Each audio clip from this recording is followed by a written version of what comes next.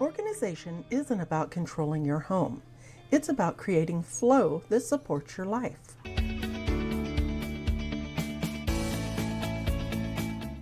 By now, you've done small resets, decluttered a bit, and cleaned the areas that matter. This week, we focus on organizing, but not the kind that overwhelms. We'll organize for calm, not perfection, so your home can actually serve you. Think of it as creating pathways, not piles. Step 1. Start with the zones. Break your space into zones: entry, living area, kitchen, and so on. Each zone gets a purpose. Entry, shoes, bags, keys. Living area, blankets, books, personal items. Kitchen, essentials within reach.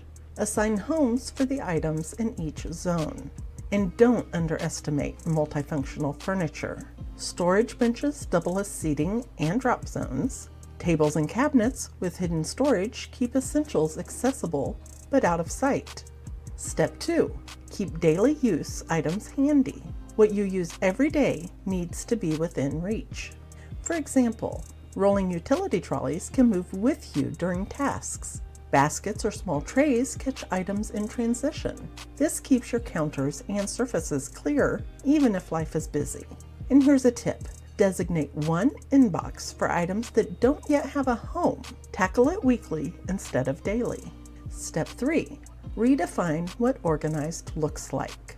Your home doesn't need to be magazine perfect. Organized equals everything has a place and your brain can rest.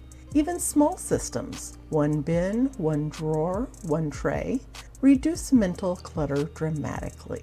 Tiny Oasis Decor products quietly support your zones, making your home calm without adding stress.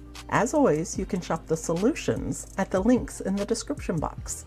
By the end of January, you've gently reset, decluttered, cleaned, and organized, all without burnout. Which zone in your home causes the most stress? Share it below. Next month, we'll build on this foundation. Until then, bye-bye.